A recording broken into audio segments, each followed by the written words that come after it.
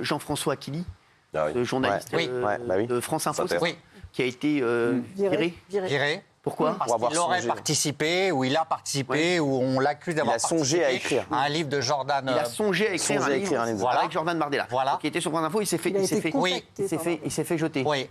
Moi, je vous me demandez mon avis. Bah, moi, ce qui me gêne, c'est s'il l'a fait sans autorisation. Voilà. Non, mais Pourquoi tu racontes? Il aurait demandé. On n'a pas le droit. Donc voilà, donc vous dites n'importe quoi une fois de plus. Non, mais ça vous choque pas qu'il soit mis dehors?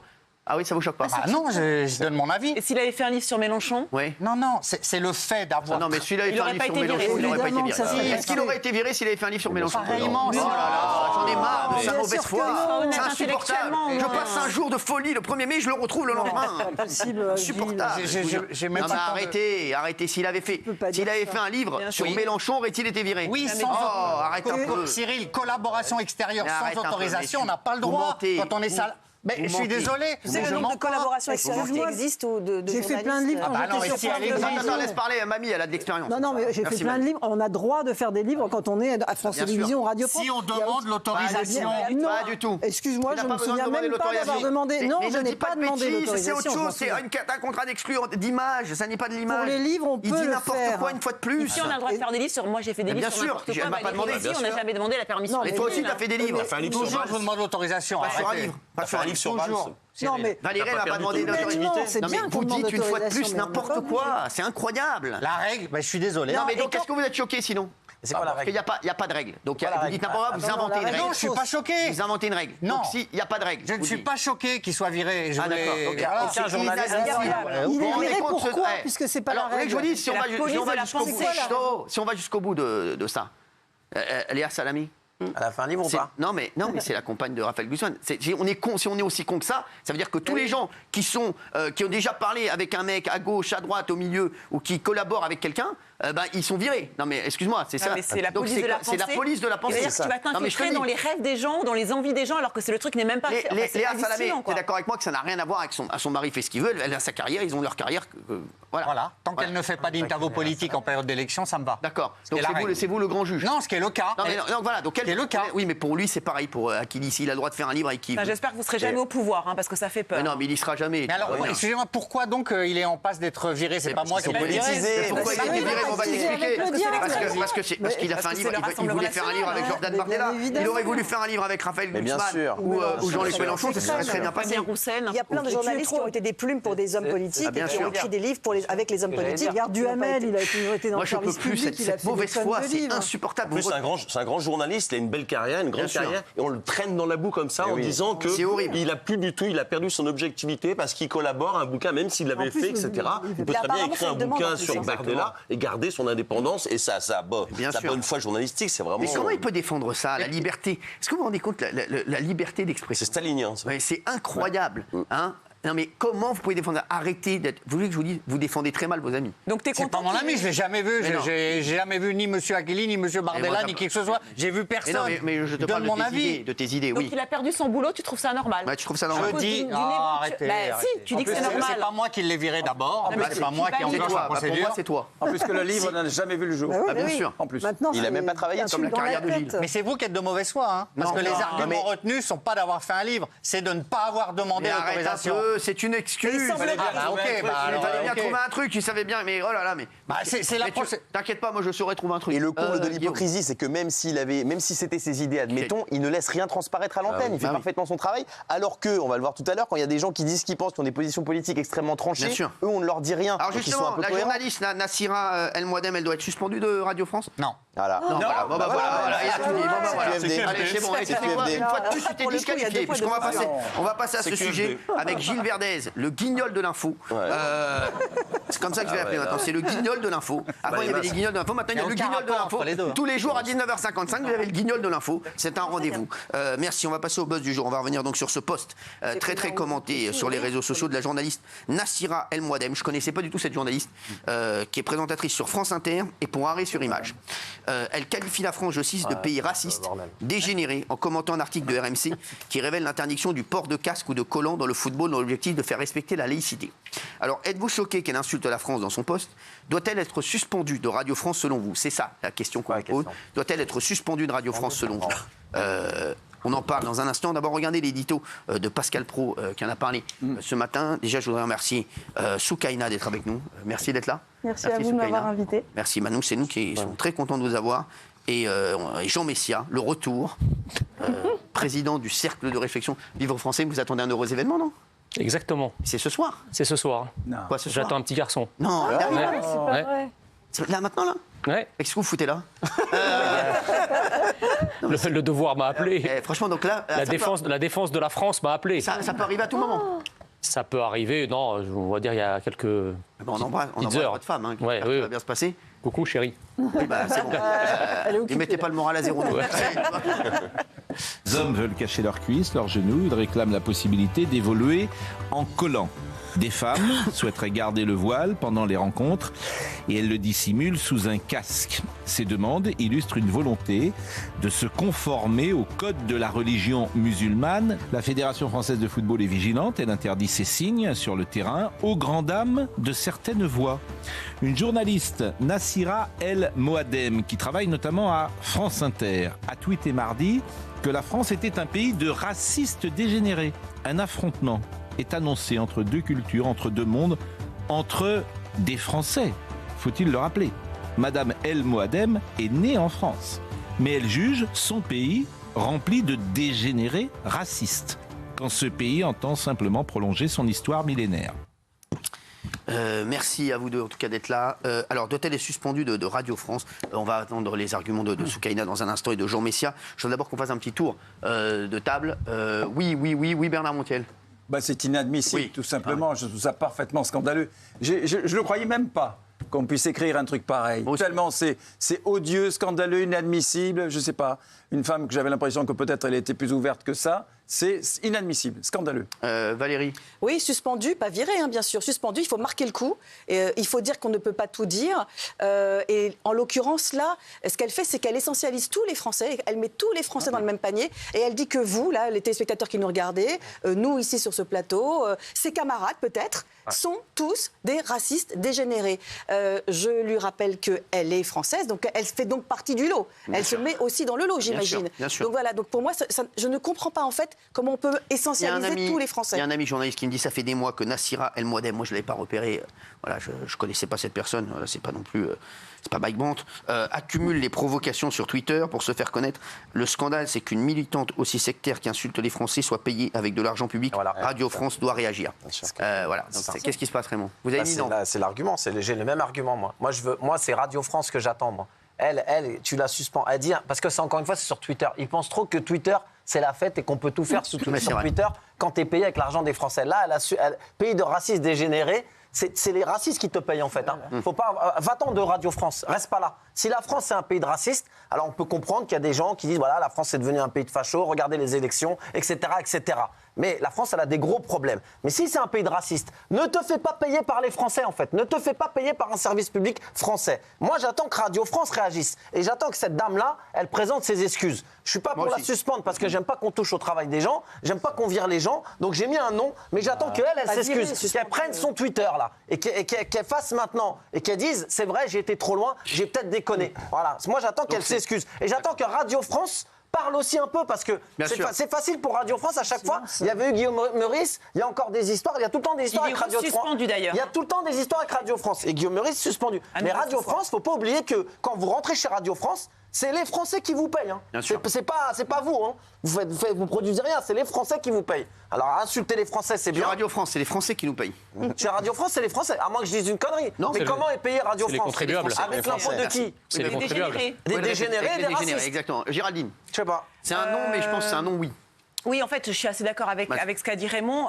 En fait, oui, évidemment, je combats tous ces propos. Je déteste cette stigmatisation des Français. Je trouve que le propos est ignoble. Mais moi, je suis pour combattre ces idées. Je ne suis pas pour la bâillonner. De la même manière que quand il y avait la blague complètement moisie de Guillaume Meurice, oui, j'étais pas pour j'étais pour comment dire, pour le combattre, mais j'étais pas pour le faire taire. Voilà, je suis pour la liberté d'expression, surtout quand elle est dans les clous et quand elle n'est pas hors la loi. Après, le vrai problème, encore une fois, et Raymond l'a dit, c'est que le service public est gangréné aujourd'hui, idéologiquement, par une sorte de, je sais pas, d'idéologie islamo-gauchiste qui est en train de complètement, je trouve, moi, de pourrir complètement le service public, qui se doit d'être neutre et qui n'est plus du tout neutre. Mais voilà, mais moi, je suis juste pour qu'elle présente ses excuses, mais pas... Moi, j'attends avec impatience le nom de Gilles Verdez. Parce que voilà, exactement. Après, ce sera la victimiser. Exactement. Non, moi, je suis pas d'accord. Je vous trouve très indulgent. Qui vous a donné la parole? Vous appelez Gilles Verdez? Non. Pas encore. Vous n'êtes pas encore Madame Verdez, à ce que je sache. Non. Oui, je ne suis pas sûr que ça arrivera. Qu'est-ce que vous voulez dire, alors, mamie? Non, je dis, je les trouve très indulgents parce qu'en fait, elle fait partie de Radio France, de France Inter.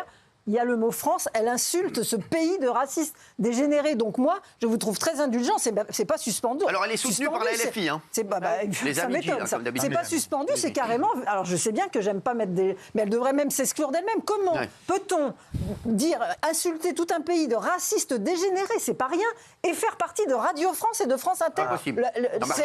On est dans quel pays? On est en France. Ouais.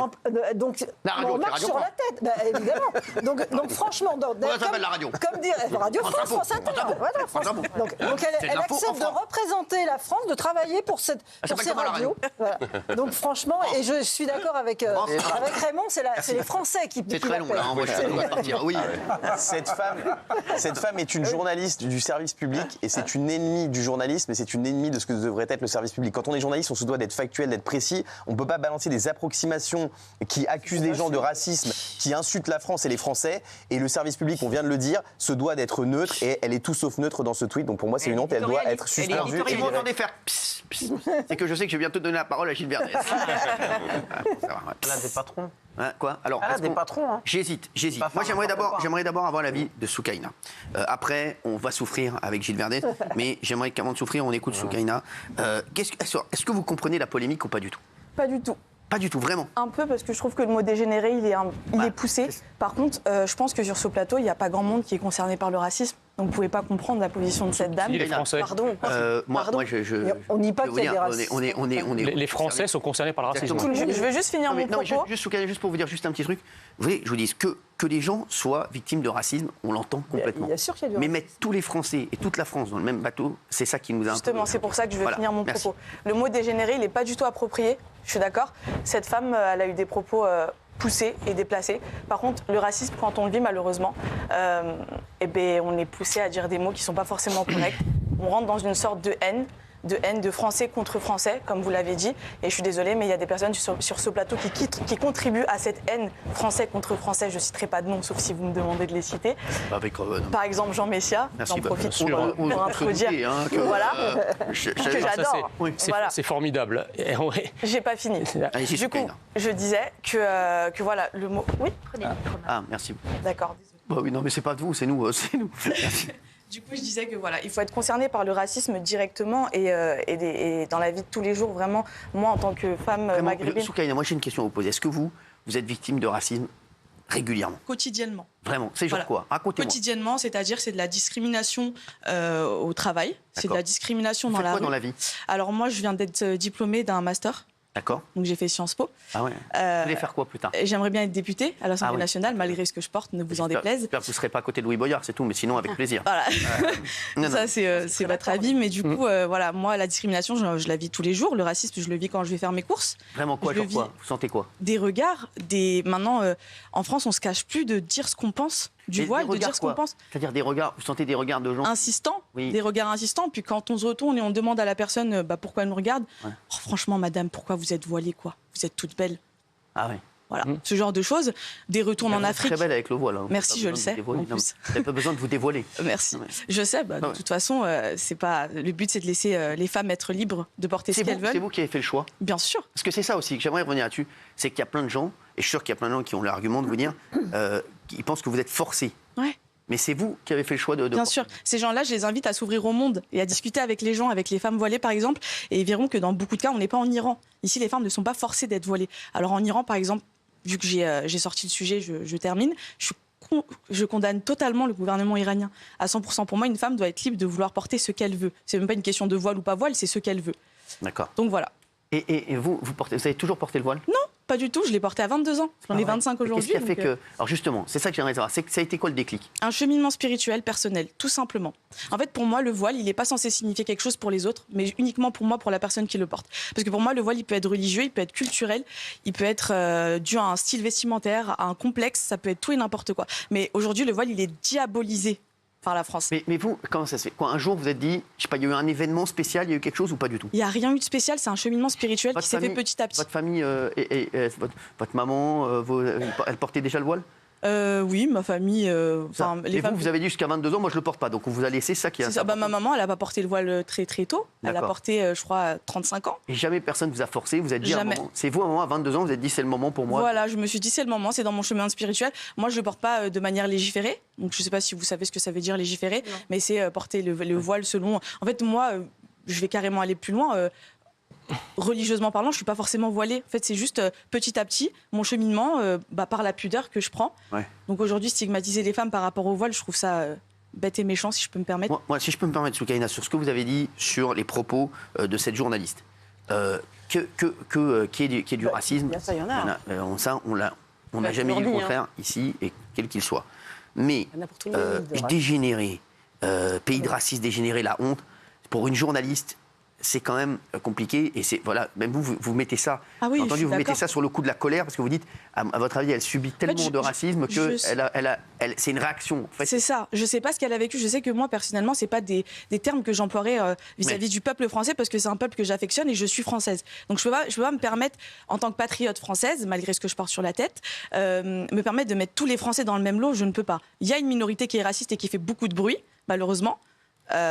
Qui est sur les plateaux télé, qui est même dans la politique et qui n'est pas condamné. Donc tout à l'heure, je vous entendais être tous indignés par les propos de la dame, mais par exemple, il y a des propos de l'extrême droite qui sont très graves au quotidien qu'on entend et qui ne sont pas forcément...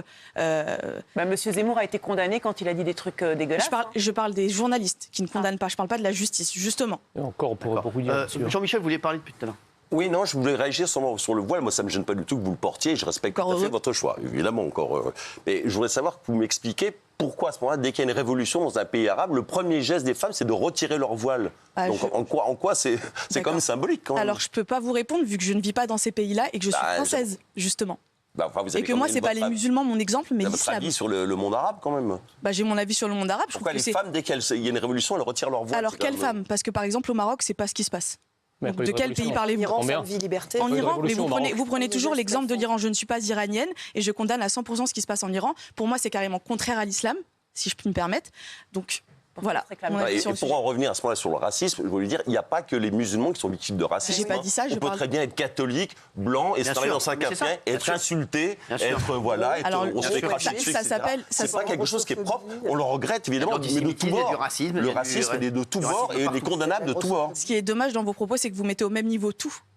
Alors vous mettez au même niveau le racisme anti-blanc, qui n'existe pas selon moi. Ah bon, c'est ça qui est dommage. C'est mon avis. C'est mon avis. C'est mon avis. Non, il y a de la discrimination. Il y a de la discrimination envers les blancs. Il y a de la discrimination envers les blancs. Ce n'est pas du racisme. Le racisme, c'est du racisme. Une idéologie qui a été créée par justement les blancs. Donc ça ne peut pas être le racisme anti-blanc ne peut pas exister à partir de ce moment-là. Quand vous avez les représentants de certaines immigrations, quand vous avez les représentants de certaines immigrations qui traitent des Français de souche de sales blancs, c'est pas du racisme. C'est de la discrimination. Ou de sales français ou de sales goërs. C'est ce que j'appelle de la discrimination. D'accord, mais si on dit sale arabe, là c'est du racisme. En fait, l'histoire est là. Ou sale juif. Là c'est de l'antisémitisme, mais pas quand on dit sale français ou sale blanc. En fait, monsieur, l'histoire est là et les faits sont là. En fait, vous n'êtes pas crédible, tout simplement. C'est vous qui n'êtes pas crédible, monsieur. Bien sûr que si. À la limite, si vous disiez que vous luttiez contre tous les racismes, vous seriez respectable, madame. Sauf que vous je ne suis pas respectable du coup. Pas en disant cela. Je suis contre toutes les discriminations. Et j'ajoute, juste pour, si je peux me permettre de garder la parole, par rapport à la journaliste que vous êtes venue défendre ce soir. Je ne l'ai pas défendue. Elle n'est pas venue de quelle... Bon. Il s'agirait de travailler son sujet comme une petite seconde. Elle n'est pas venue la défendre, je tiens à le dire. Merci. Soukaina, elle est juste venue. Soukaina, ça fait longtemps que je voulais l'inviter. Si. Je trouve qu'elle est... franchement, sur les réseaux, je trouve qu'elle a un discours en tout cas, j'avais envie d'avoir son discours, j'avais envie d'avoir sa voix à Soukaina. Mais elle n'est pas venue défendre la journaliste. Elle est venue, c'était une occasion de la faire venir. Mais elle n'est pas venue. Excusez-moi, Cyril, mais quand elle dit, en fait, ce qu'elle conteste, c'est le mot dégénéré, mais elle est d'accord avec le pays de raciste au pluriel. Je suis d'accord avec le fait de dire qu'il y a des racistes en France. Vous la défendez de manière timorée, on va dire. Bon, c'est pas la question. Moi, j'ai une question à poser. Laissez-le parler. Madame Nassira Al-Moadem est de parents marocains. Oui. Si la France était un pays raciste, qui a accueilli ses parents? Qui aujourd'hui lui paye le travail, lui paye son travail de journaliste? C'est le contribuable français, ce sont tous les contribuables français.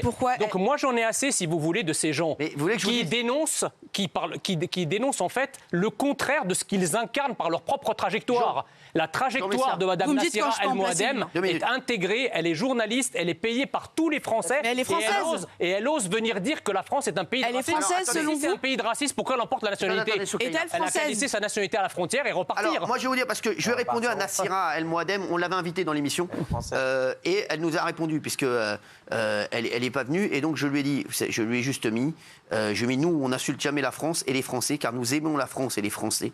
Je remercie tous les jours ce que la France et les Français ont fait pour moi et ma famille, et ça rejoint un petit peu ce que vous dites, Jean Messia. Moi, je vais vous dire, mon père, il est d'origine tunisienne, il a fait ses études en France, il est parti de Tunisie pour faire ses études en France, et tous les jours, mon père, il remerciait la France. Et les Français qui étaient ses patients, et qui sont d'ailleurs ses patients, et qui étaient auprès de lui, et qui ont fait qu'aujourd'hui, il a pu exercer son métier. La France l'a accueilli pour faire ses études. Et je vous le dis. Et aujourd'hui, nous, moi qui suis issu d'immigration, je peux vous dire que tous les jours, moi les Français, je les aime. Voilà, les Français, je les aime. La France, j'aime la France. Et si je suis là aujourd'hui, c'est grâce à la France et aux Français. Et je pense que cette dame-là, si elle a un aussi beau poste, que c'est le rêve de tout le monde, d'être journaliste à France Info, je pense qu'elle devrait remercier la France et les Français qui ont fait qu'elle soit là. On va revenir là-dessus dans un instant, bien sûr avec Soukaina, avec Jean, où on va écouter tout le monde, et j'ai hâte d'écouter l'argumentaire de Gilles Verdez, le génie. A tout de suite.